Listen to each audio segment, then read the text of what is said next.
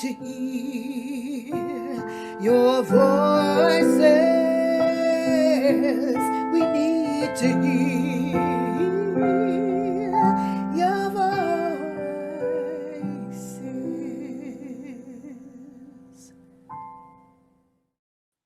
Very, very warm welcome, everybody. Welcome to Voices of Humanity at prconnectionsradio.com, the voice of new media.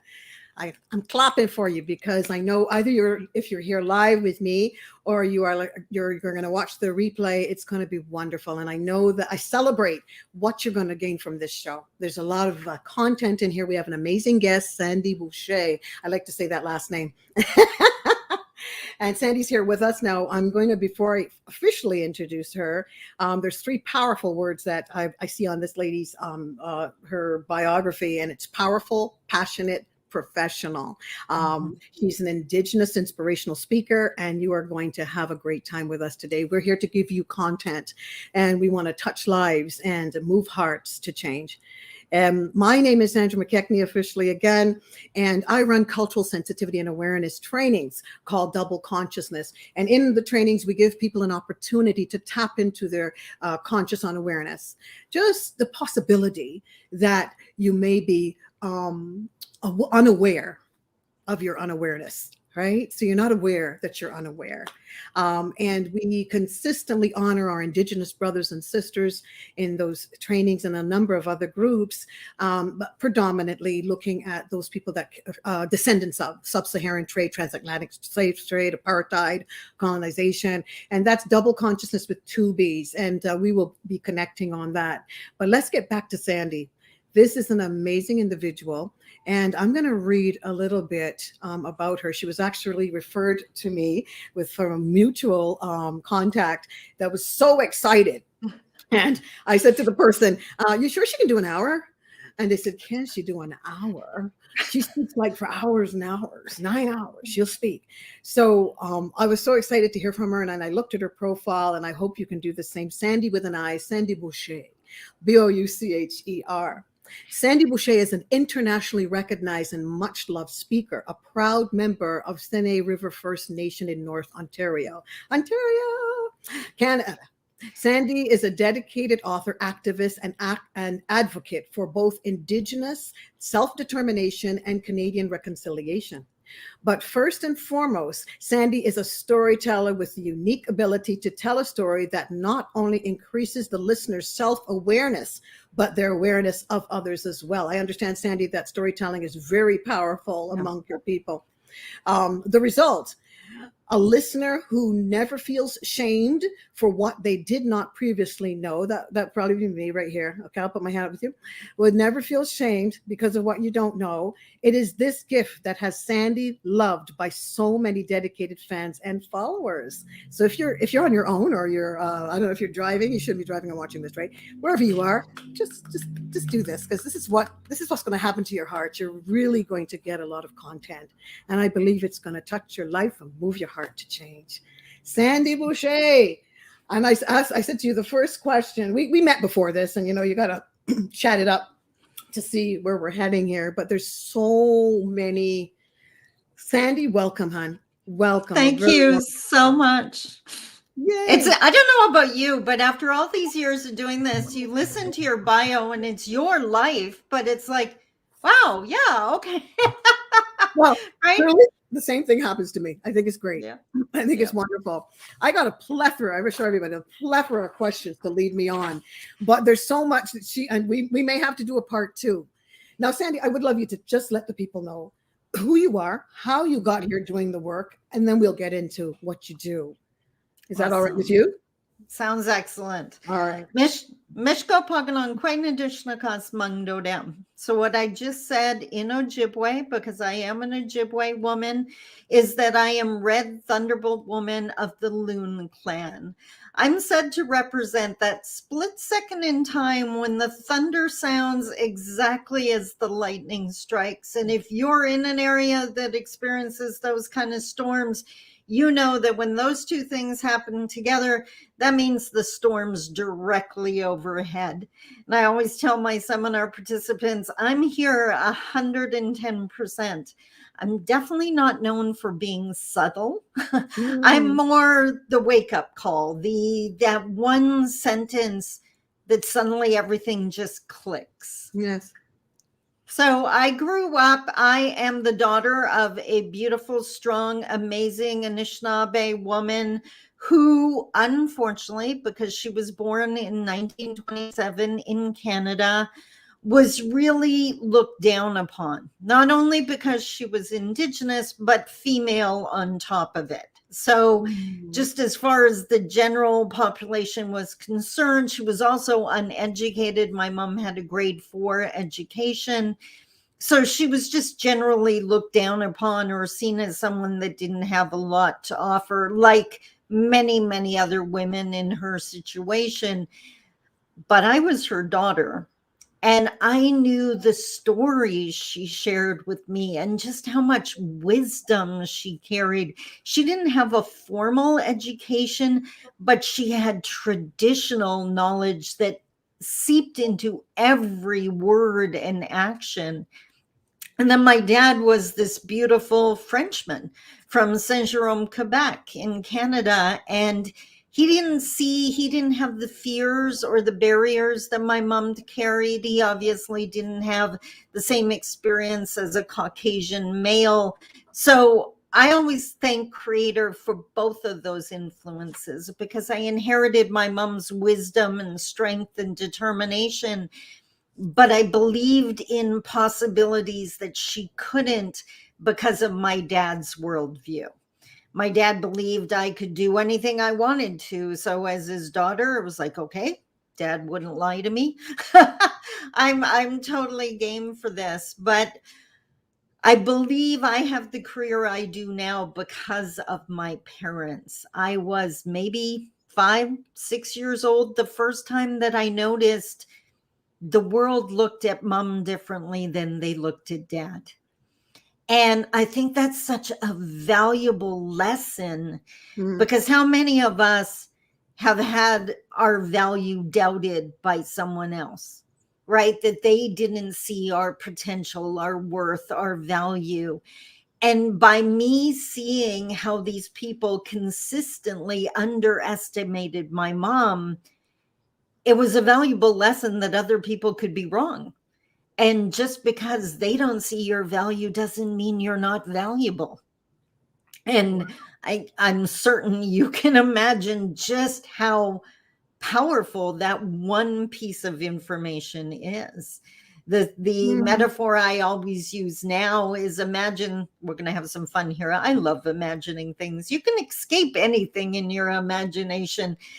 So imagine you go into a store, and I honestly used to do this in my single mom impoverished days back in my 20s. Go into a really expensive clothing store and pretend you can afford to buy something in there. Well, imagine you find this sweater, and it's like a $900 sweater. And you're looking at this sweater, and for the life of you, you can't figure out why anyone would pay $900, because it's definitely not your style. It's not something you would like at all. But the price tag didn't change. It doesn't suddenly go on sale because you don't like it. And that's the metaphor I use with my participants, because someone else doesn't see your value doesn't put you on sale. Your price tag doesn't change. It's their vision problem, not your value problem. I love that. And you and I were speaking about double consciousness, and I was telling you a lot about our people, and we're actually connected a lot in lineage. People don't know that, but we were talking about, because I focus a lot, and a number of groups come through our trainings, right? But we do on our Indigenous brethren. I'm going to go back to that in a minute as to why we do that. And I know it's the obvious, but there's our listeners, there's people that may know the university degree part of this, and there's others that are everyday people that may think they know, but maybe they don't have that awareness really around a lot of these things, these number of things that I just wanted, like, why do we do land acknowledgements? Do we just do it because everybody else does it? What is that? But what was I going to say? The one thing I was noticing, yes, about double consciousness of a group of people that are so disconnected, that were like between the 1600s and the 1800s, the largest forced migration of a people, right, coming across. And then the value, the dehumanization and the factor of all of that, apartheid, colonization, the transatlantic slave trade, and what that did to us, to give us this double consciousness, right? Being assimilated upon trauma. Yeah. Both of us being assimilated, our people being assimilated upon trauma. And the value, how do you touch and tap into that value? Two streams of thought, two social identities. That's double consciousness, where the gap in between has everything to do with people that were assimilated upon trauma and never able to having a difficult time closing that gap, to have a sense of self. Yeah. And it's amazing. Sometimes you don't even know that you don't have value. You spend years, say, with people because you can see our color. You walking into a store, people are casing you, and you just file it. Yeah. You just file it. You know, you don't even, right? You pass and you see one of our Indigenous brothers and sisters, and you don't even think you're thinking it, but you're thinking it. They're drinking, or they're intoxicated. They're thinking, yeah, that's what they do. Or these stereotypes and all this stuff that devalues us, the way we think in our communities. Yeah. If there's one quote I heard in terms of how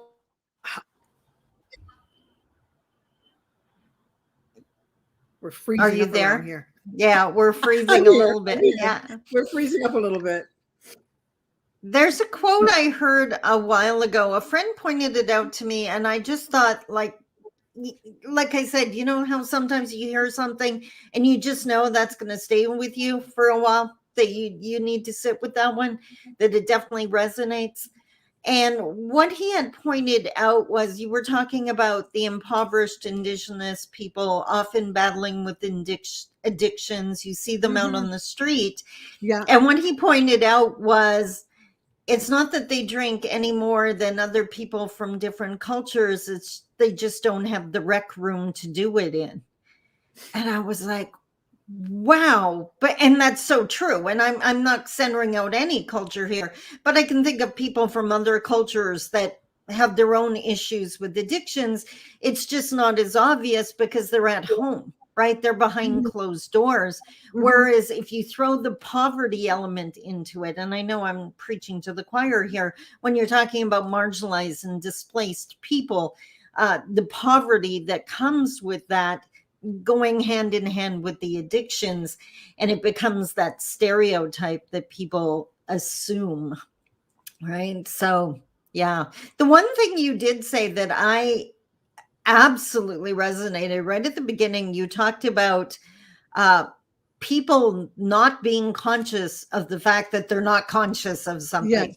And I was like, wow, that is so many of my audiences. As you well know, my work is summed up in one hashtag: I create safe spaces. So the idea is my participants come to my seminars to ask those questions, to be able to say, I don't understand what's going on, and what does this word mean? And I think, and I'm certain your seminar is the exact same thing. We so need those safe spaces. We need to be able to ask those questions to be able to come together.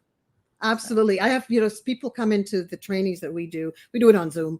And it really is anti-bias, cultural sensitivity awareness trainings, right? And so people will take me over and go like, do I say black? Or like, what, if I was going to say something, do I say Negro? What is it?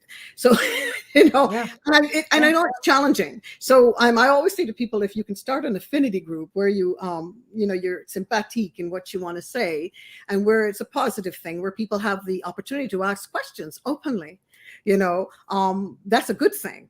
I always say, just don't let people come out with white hoodies, then we're in trouble. But if you could have a place where people can actually come together, and there's white affinity groups that you can create one yourself, you can learn about them online. I think it's a wonderful thing. Like I said, as long as it's a positive thing and people are truly and genuinely wanting to tap in to the fact that they're maybe unaware, those 4 states of awareness, that you are unconscious, you're right, unconscious of your unawareness.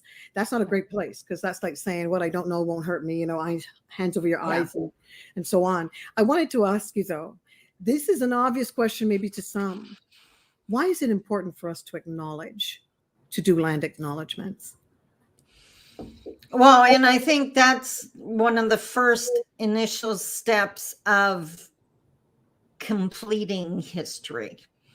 Because what I think a lot of people don't realize is the history we were all taught in schools was a very slanted, incomplete picture. For one, they made it sound like everything started once the settlers got here. And it's like, hello, we were here for eons. And I know someone made a reference the other day to that this section was Indigenous land. And I kind of looked at them and said, you do realize it's all Indigenous lands, right? Like we were literally everywhere.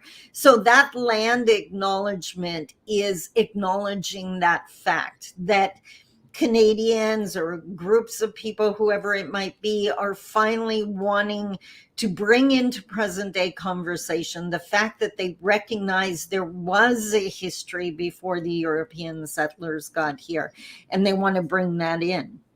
Now, I always add, I'm the lightning bolt, remember? So to me, a land acknowledgement is not enough in itself. I get a lot of people reaching out to me for help writing their land acknowledgements. And my first question is always, why do you want to do one? Because in my mind, if whatever the entity is, whether it's a nonprofit or a business, whatever the case may be, if all they're going to do in the realm of Canadian reconciliation and Indigenous engagement is a land acknowledgement, then please don't bother, because then it's just performative. But if it's one of the steps you're taking to try to build those bridges, to try to build understanding, then absolutely I will help you do that. Wow. I find that paramount to someone, a big organization planning a cultural audit. But truly, things go back to the same old. People aren't really interested in what to do about those findings. And if, depending on who's doing it, what are those findings? All right. Yeah. So you said something that I thought was really poignant, and that was that you are not, we were talking about, I think it was you're not Canadian. Like, you guys aren't Canadians. What are you? I was talking about Canada was here before Canadians. So tell me about that. So I'm Anishinaabe Kwe. So I'm Anishinaabe, which is Ojibwe for being an Ojibwe person. And Anishinaabe Kwe just means an Ojibwe female. And because our nations existed before Canada was even a crazy idea, a lot of Indigenous people identify with their original nations. Canada came long after our nations existed. So it's like the newest name, right? So because we don't want to erase history and we want our nations are still here. They always have been, and we want them to be recognized. And I'm included in that group. We identify with those nations as opposed to being Canadian. So. Okay. I was thinking back to when you mentioned about the land acknowledgement, and it's almost like this sort of a symbolic thing. So what is the idea? You were saying that, if you just want to do a land acknowledgement, is it the idea of do the land acknowledgement, but put your hands in the work, like find out really why are you doing it? Yeah, 100%. Do a land acknowledgement, but while you're at it, look around the room and see, are there any Indigenous people in the room? If you are actually holding some kind of community gathering and there's no Indigenous people there, you missed the boat, right? Like, I think you need to work on your engagement policies. You need to reach out to someone. You need to get guidance from the Indigenous communities. Why are they not there? Why do they not feel welcome? I think a lot of people, I guess there's 2 points I should make here. One, a lot of people think that Indigenous people aren't at the gatherings because they're not interested. So wrong. I know, and we call it the two-eyed seeing. So what you were just talking about, the two different worlds. I live in the city of Thunder Bay. The Indigenous city of Thunder Bay and the non-Indigenous city of Thunder Bay are two entirely different entities. I know who my leaders are in the Indigenous realm, but I don't necessarily know who the non-Indigenous leaders are. So there's a really good chance you could be having a community event that I wouldn't even know about. Even if the second point is, even if you put out a poster or you did your social media ads, whatever it is, and you have that nice little phrase, everybody welcome, Indigenous people in Canada, that phrase has never included us. So just because I see everybody welcome, I'm not going to assume that means me. Because then it goes back to that idea of safe space. If I walk into that space, am I guaranteed that no one's going to have any comments to make that I might find offensive or even hurtful? Right? Is it a safe space and a welcoming space for Indigenous peoples?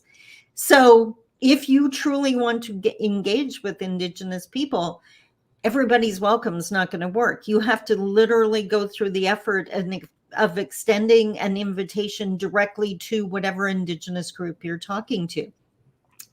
And I think that's another disclaimer I should touch on. I always say there's no such thing as an Indigenous person, and everyone goes, what?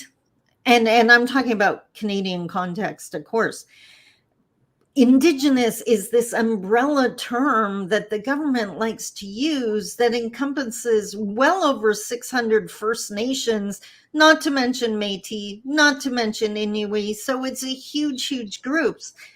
Every one of those nations has a different culture, many different languages, different traditions and ceremonies. So the word Indigenous is dangerous because it leads people to believe that we're all the same. My teachings rooted in Northern Ontario are completely and totally different from the Six Nations communities in Southern Ontario or the nations out on our east or west coast. But mainstream is led to believe Indigenous. Like I have people saying all the time, well, I love Indigenous culture. Awesome. Which one? Because there's well over 600 of them. Which one were you? I'd love to hear which one. But it educates them on the fact that there isn't one Indigenous culture. Wow, it's interesting. I'm laughing in my insides because there's sometimes like people might look at me because of my hair or whatever, and they might say, "Oh, I love Jamaica," and I kind of look at them like, I've never been there, but but I have. I do too. But what's your point, right? We're the same people, but I'm actually from Barbados. Yeah. So and people assume this, So it's how do you like when we're talking about truth and reconciliation? For you, like I'm thinking of how many people in my life that are non-blacks that are really have their hands in this work. And as time goes on, there's quite a few. I'm in a couple of groups on Facebook and I see that people, okay. So I always watch to see what does that look like? Is it just symbolic or do you really have your hands in the work looking for reconciliation and so on? And how does it look like on your end when you are, who's holding the signs, not outside, but who's got their hands in the work? And you know what? There's so many of us. And I think there needs to be many of us and needs to be many more. So I definitely, no surprise here, I definitely look at this from an Anishinaabe slant. So in my culture, an eagle feather is the most sacred item you can think of. That to be awarded an eagle feather is the highest honor. And if you think of a feather, there's two sides on each side of the stem.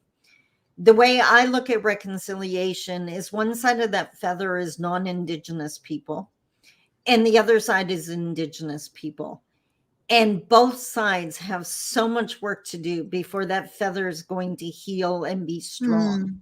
Right. So I do the work on both sides of the feather. I'm either in First Nations communities helping with the healing and the empowerment and understanding why our communities are in the state they were in. When you look at a First Nation community today, that's not the natural manifestation.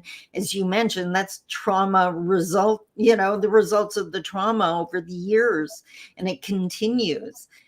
And on the non-Indigenous side, it's education that is missing because they were denied that education, denied their history. If there's one thing I resolved years ago, it's that I will never, and it's a promise I make in every one of my seminars, I will never crucify someone for something they don't know. And even if that means they use a problematic term, the way I look at it is they can only use what they know. And if that's the only phrase they've ever heard or the only identifier they know, that's what they're going to use. And I make it clear at the beginning, if that happens, I'm going to point out that the term's problematic. I'm going to explain why, and I'm going to give you options and other things you can use instead, because I don't want anyone becoming their own worst enemy and saying something that they don't realize is derogatory. But we have to go into it with that. I'm not going to crucify someone, like I said, because our education system failed them. But I can give them the education, and then I always laugh because that's when the responsibility changes, right? It transfers. Once I gave you the info, you can no longer say you don't know. Yes. So there's just my phrase when people ask me, what do I think reconciliation looks like? I believe it's going to be a million conversations. It's going to be a million questions, 100 conversations, 100 apologies because we phrased the question wrong. But it's going to be whatever the parties choose it to be. I don't think there's going to be one act, one piece of legislation, one action that's going to fix it, because individuals were hurt, families were hurt. And to reconcile, it has to be as personal as the trauma was. So what I need to reconcile with Canada is going to be totally different from another First Nation community, another person in another province. And that's what it needs to be. One size fits all is convenient, but it's not reconciliation. So yeah, the words come to me when I think about this, because I know some people that come through our trainings, I use it, 2 words, invested interest. So if someone is a teacher, someone is in social worker, human service, social services, I find that the desire to actually do something different, it's not all the time, trust me, but because people come in and it's like, wow, I got it. And deep down, my administrative facilitator and myself, we kind of go, it's going to take a minute. I've got people that have come through it 5 times. It takes this whole, if you have an invested interest, you are finding that people may want to take a training. People want to, find out more. And that to me is because you see people acting out. We were talking about, you might see an Indigenous on the road and they've drank too much, or you think they have, like you said, though, they're not behind closed doors. So it's going to seem like it's totally exacerbated.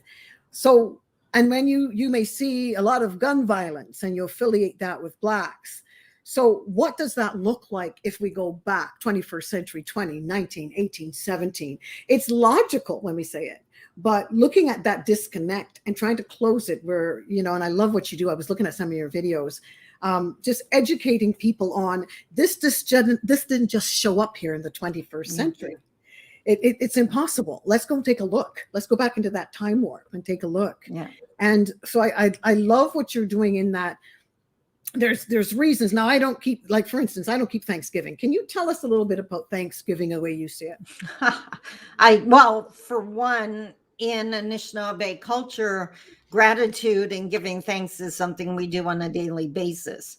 Mm-hmm. So I don't celebrate Thanksgiving either. Celebrating the settlers getting here, that kind of like, let's go back to the fact that I'm Indigenous. Like, Yes. why would I? It's, for me, it's in line with Canada Day. And I haven't celebrated Canada Day in probably near 2 decades. For the exact same reason that Okay. there's a lot of work to be done. And once we're well into that action plan, I'll go back to being proud of this entity called Canada. But right now, no. And I was blown away when I saw the Cancel Canada Day movement this year. So I lost my mom in 2005. And when things like that happen, I always instantly go to, I wish mom was here, because she never would have believed She wouldn't this have many believed it. people care, Mhm, right? That this mhm. many non-Indigenous people, allies, are standing behind us. Like, and of course I know she can see it from spirit world, but yeah, it's just, it blew me away. And I'm a motivational speaker. I'm one of the most positive people you could meet, but even I didn't expect that kind of support. And I think Indigenous people need to see that. They need to see, I know a lot of people dismiss it and think it's no big deal, but you know what? Our elders need to see that. Our survivors of residential school need to see that. They need to see that because it's one of the steps in this very long journey. My elder always reminds me every time I get frustrated because things aren't moving fast enough, or we seem to be taking 2 steps backwards, because that happens sometimes. I hear She just you. laughs. Yeah, she just laughs. You're going to love this. She just laughs at me and says, "We're not fixing this by Tuesday." Yes. True. True. Right. And it's just a True. reminder that we're undoing generations of damage. And that's going to take, what, like I said, a million conversations, but we're having one right now. Oh, So and I love it because yeah. it's almost like you're saying the same thing over and over again in a different way all the time. I remembered when I started to do this work, and my friend said to me, we're okay. What's this? Where'd you get all this from? And I thought, well, I felt like saying I got it from my colonizers, but I'm just kidding. But what I really wanted to say, because a lot of it, we were assimilated, and upon trauma, part of this, we forgot who we were. And this is an amazing thing, because when I look a little bit about the Indigenous, I realize I love the fact that on so many levels, my Indigenous brothers and sisters fought so hard not to forget. And of course, we're same but different, because there's a lot that went on in our space. But when I think of the fact that when I do double conscious, when we do these trainings, it's going back is the hard part. And we end up in a spot where people finally come back into the 21st century and go, oh my gosh, I didn't know this. Mm-hmm. So my question to you is, how many I didn't know this do you get when you're sharing this content? Do you find a lot of people, oh my gosh, I didn't know? 100%. And that goes back to the I create safe space, because I know they don't know this. I know their heart's in the right place. I know, like, problematic people don't come to my seminars. Let's put it that way, right? Like, they're not even in the building. The people that are in the building are trying to make a change. They want to understand. And I know, like, they are blown away when they hear the information. And that's where the storytelling you touched on plays so beautifully into the narrative, because if I stand there and preach at people, defensive walls are going to go up. They're going to start feeling shame and guilt. And I honestly don't need anyone feeling guilty or shame, because then they won't do anything. And we need action.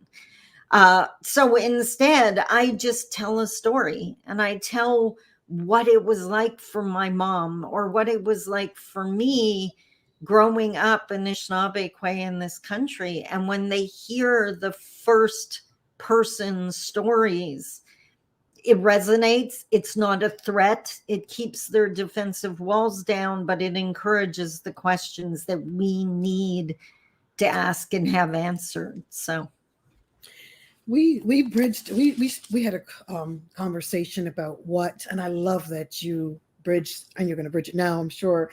What pops into my head, say, when somebody says an Indigenous person? What kind of, whatever it is it a stereotype, what is it that pops into my head? And Sandi, what would you like that to look like going forward? Like, what would you like to pop into people's heads? But tell me first, the things that you're aware of, how do you handle that? What does pop into people's heads?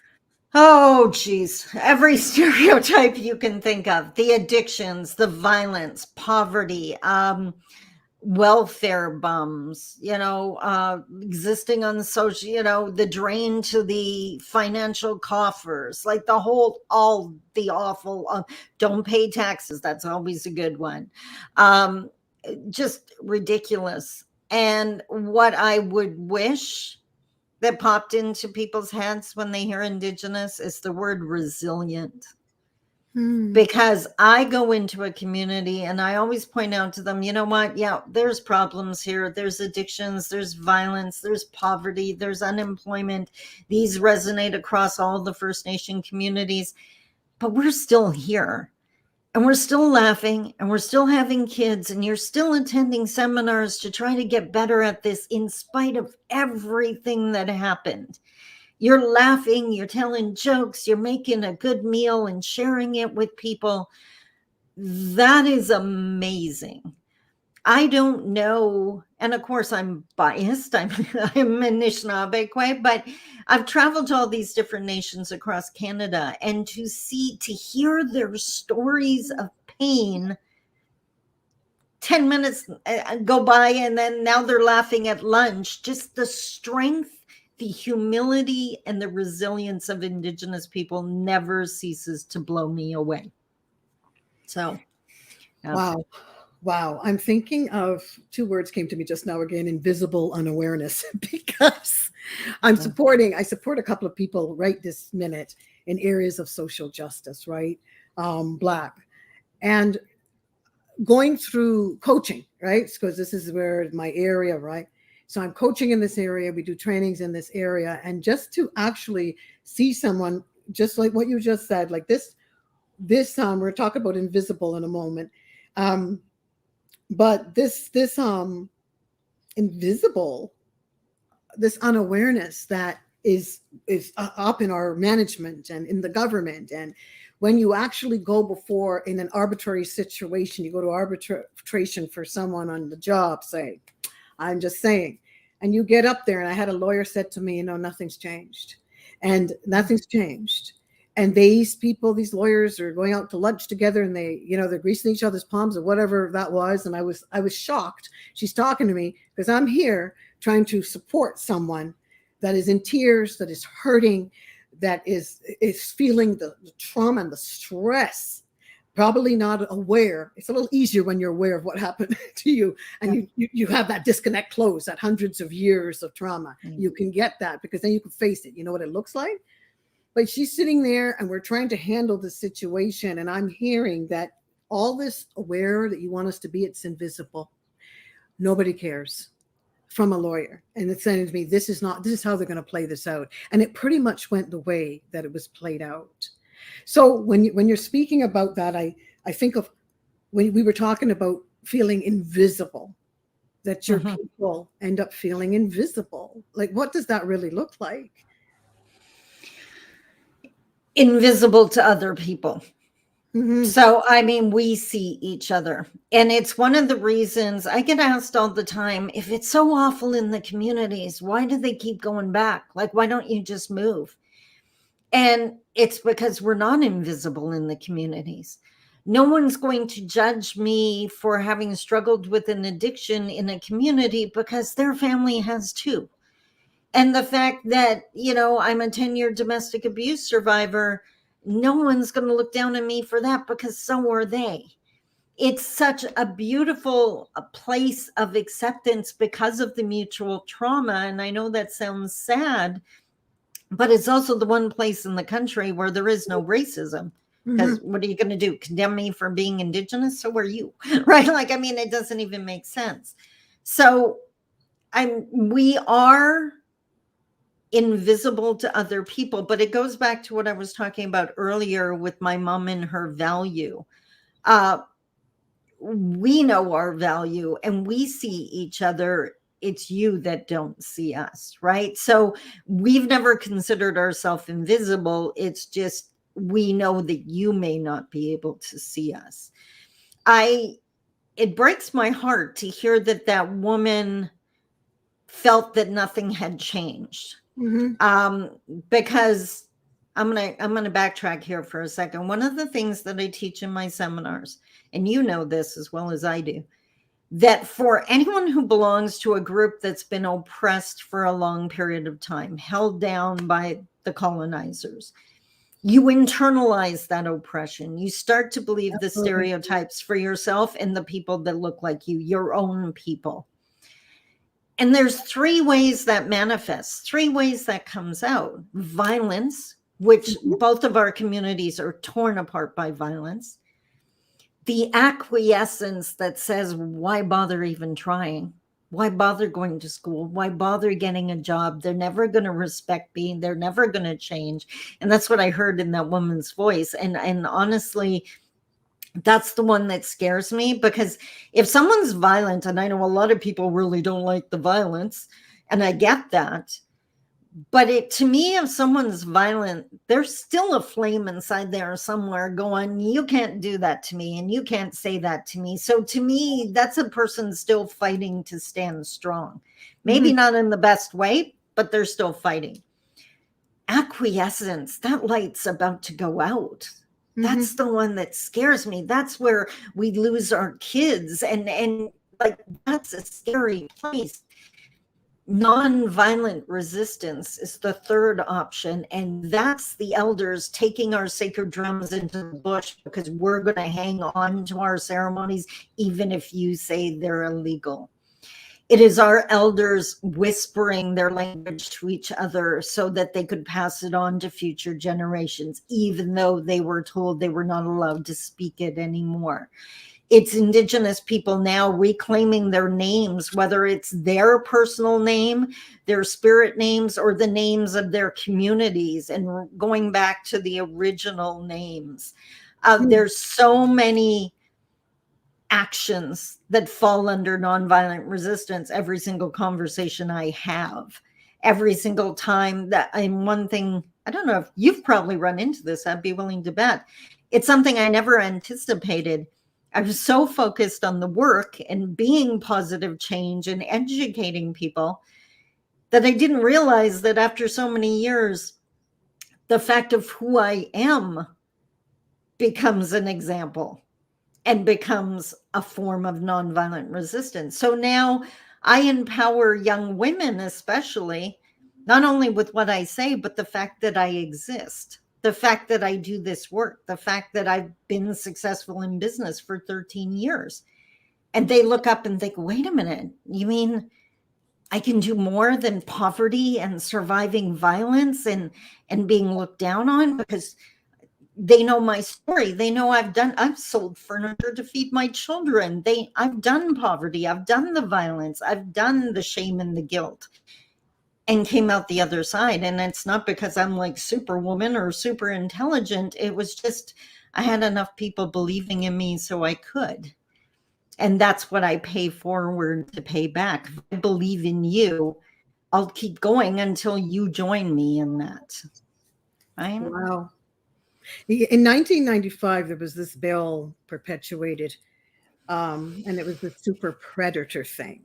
And that had to do with Blacks, Indigenous, Afro-Latinos, and the face of we were the calendar boys and girls of, well, especially our men, of this super predator thing that was around. And it was a whole bill to get the super predators off of the street. And I remembered, as I start to look at it, we go through this in our trainings, the face of the super predator is really not Indigenous, Afro-Latino, or Black. When you really look at apartheid, colonization, sub-Saharan trade, when you go back and look at what that is, when you look at what we used to be blue on black, but I think there's different colors now. Yeah. Black on blue, blue on black. Or when you think about what it really is, who is dehumanizing whom? So we think of where that comes from, And and I love when I was in this situation that we were talking about in this area of social justice and supporting this individual, and I was in there with another person that had gumption, that had fight, and in the room there was this internal, this oppressed sort of stench. And I had to do everything in me to keep pushing. It was like giving birth to something. And that's why I keep doing what I do, because no matter it looks like it's not going to happen, I have to open my mouth. I think the knowledge, we talked about knowledge. Without knowledge, people perish, really, right? If you don't know what you don't know until you don't know that you know. And then you can plan on doing something about it. Our listeners, you can do something about it. That's one of the things we tout.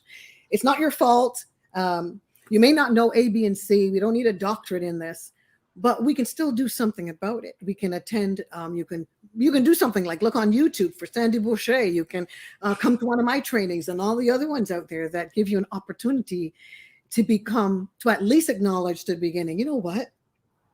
I'm aware of my unawareness. I have no clue. And I have so much to learn as an individual doing this work. And I'm sure you feel the same way. Every day there's something. The one thing, truth and reconciliation. And the one thing I'm seeing is, and I'm going to guess it's because sitting in truth is uncomfortable, and identifying all this stuff I don't know doesn't really make me feel comfy. So way too many people want to rush to reconciliation. And actually, my book, The Path, highlights why we're not anywhere close to reconciliation yet, because there's work on both sides of that feather that need to be done first. And until we have truth, there can be no reconciliation. And I know you touched on it earlier. With Anishinaabe culture, the medicine wheel is a teaching tool we use often. So if you think of a circle divided into 4 equal quadrants, one of the things it represents is the 4 stages of life. So baby, youth, adult, and elder. When you're in the baby stage, that's when you're new to all of this stuff. You're just waking up to it, and you go to that first seminar and your mind's blown, right? And then maybe you go to the second seminar. So now you're in the youth stage and you have more understanding. And just like our teenagers, natural born activists, these people now have a little bit of knowledge, and they want to race out there and they want to create change. And then they wonder why they end up inadvertently causing harm. Because they're still in a learning stage. And I really encourage people, yes, you're going to want to go out there and save the world.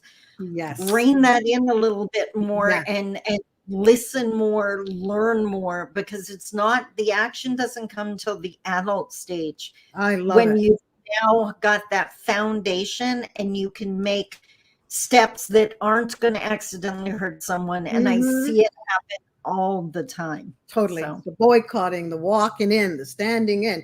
You know, when I think of the movements, huge movement out here, I think it's wonderful. A lot of people have wonderful intentions. And I think to myself, the real movement started with James Baldwin, with Malcolm Little, aka Malcolm X. These movements started with Amos Wilson. These are I call them my elders, and it goes beyond that. These movements started with Dr. Martin Luther King, and you know, we today reap from a lot of the symbolic things that are put forward, the symbolic movement, and right. So we have a Dr. Martin Luther King Boulevard in the States, and a Rosa Park, and this is great. Those symbolic achievements, fabulous. But when it comes down to put in your hands the people that have died, white people that have died for us, people that have died for us, getting us from the South, people to the North, through the Underground Railroad, and what really happened, and psychologically, what does that look like for us, you know? So I look at the movements and I think, oh my goodness, if people can go and really sit down, and we got YouTube, we got Google, you can actually learn so much from our elders. And I'm sure you have your people, amazing people that you have learned from. To me, an amazing ally, when you meet them, the word that comes to mind is humility. Yeah. Don't grab the microphone. Our allies are passing us the microphone, right? They're getting it from whoever and making sure that our voice is included. They're Like that. inviting us into the Yeah. meeting. They're not Mhm. speaking for us. They're making sure to create opportunities so we can speak up. One of the most beautiful examples of allyship I've ever seen, a young professor he did live here in town for a while and worked at the university, white man, right? Like Mhm. the privilege, the whole 9 yards. We were actually having a gathering of Indigenous peoples here in the city, and he showed up, and instantly he saw all of us gathered there at a public park, and into him, he knew that his role is security, that all we needed was to make sure we were safe to be able to do what we needed to do. So he threw on one of those safety vests and he started directing traffic. He knew it wasn't his voice that was important. He didn't need to be seen as part of the movement. He just needed to hold space so that we could do what we needed to do. And I was like, that's an ally. Because it wasn't Mhm. about ego. It Right. wasn't about being seen as someone who gets it, because he Mhm. understood it wasn't about him at all. So, So if someone wanted to even just get a training or teaching, is there something that you can, a direction that you can point our viewers in? Like if they wanted some information, yeah. Well, just and to start. yeah, and well, this is going to sound like self-promotion to the nines, but my third book, The Path, is an action plan for reconciliation. And why I recommend it to people, it's written the exact same way I speak, in Where's the book? conversational English. Let It's people got see the book. diagrams, cartoons, right? Like, it will help you understand if you've never heard of any of this. And that's Did you why bring the book, Sandy? I remember I was saying, can you hold something up? Do you have any there? it's way behind me on my desk. Oh, because I wanted them to But see it. Mhm. yeah, if you go to my website, sandyboucher.com, click on shop, SandyBoucher.com. click on books, you'll see all of them there. And The Path is the one you're looking for. And so I'd highly suggest that. Another one, if you go to, well, I'm on YouTube. So again, I Yeah, have tons yeah. of videos. Okay. Another one that I really encourage people to follow The is path. it's Pam Palmater. She's an Indigenous lawyer. She teaches at Ryerson. I always give the disclaimer though, when you start watching her videos, if you're not Indigenous and you're new to this world, she comes across is very in your face. She's very much a warrior, and she could actually intimidate some people. Hang in there. Hang in there for the first 2-3 minutes as she does her intros, because the guest she brings on, the information is Yeah. worth watching. Girl, we So, always have to make that disclaimer, okay? Because yeah. people Yeah. have an idea how they want to receive stuff. I know Yeah. what Yeah. they think, and it should go down always with honey sometimes. And sometimes, you're right. You Yeah. just have to hang in there and get through. Yeah. Yeah. So what was it, Pam? Palmater. So Palmater. Because I think this would be. Yeah. So what would you say to our listeners if you were giving them how do I find out, how do I start to even, well, should I be thinking? Remember we were talking about what comes to mind when we hear of an Indigenous person. What should we start doing in terms of the way our thought processes about it? Well, and I love that question. Thank you so much for asking it, because way too many people out there think reconciliation is an act of legislation. They're waiting. I've been asked, I don't know how many times, how much energy I put into getting the government to do something. And my answer is always zero, none. Because the government will not lead this charge. Cancel Canada Day happened because every day Canadians said 215 children found in Kamloops does not sit well with me. Yes. It's going to happen in every single day. That's why I do the work I do. Ask the questions. Have one of those million conversations. Google Indian Act. Google colonialism in Love it. Canada. Google, find people like me, people like Pam, people like Cindy Blackstock, who is fighting the federal government right now on behalf of Indigenous children. Search Indigenous activists and start listening. Just start gathering your information. Be okay with being at the baby stage. Yeah. And just totally gather have your that. information. We have a exclusive resource list that we leave with people, in that once you leave this, use the list, because it's amazing that what we don't know can actually hurt us. You know, we inevitably, right? Yeah. You know, I am so glad you came today. There's, I was thinking of something else, and I'll talk to you about that after, because I think we should have you back and get into something a little more, more than this. Maybe staying on one or two things, because I think it'd be amazing. Thank you so much, you lovely lady. This is Sandi Thank Boucher. you. I like just chatting and having a conversation with you. It's been really fabulous. So if you were giving us, so you gave me that was your website, right? We're going to attach everything to this anyway. But for now, if somebody just wanted to go, they can just Google Sandi Boucher. Yes. If you wanted to go on and go on YouTube, there's some really good stuff there. Remember, it's Sandi with an I, B-O-U. You can see her name here if you're looking, B-O-U-C-H-E-R. Thank you to my listeners. You guys are amazing. In the new year, we're actually going to do this twice a month. So the plan is the second Friday in the month and the second and the fourth Friday in the month, starting in the new year. There's so much that we can do with this wonderful voices of humanity. We want the voices, and we've got the faces. We had Sandi, and our first guest was Wendy McGee. This was amazing. And I really want you to come back and see us. And please give us your likes, your comments, your shares. We certainly appreciate it.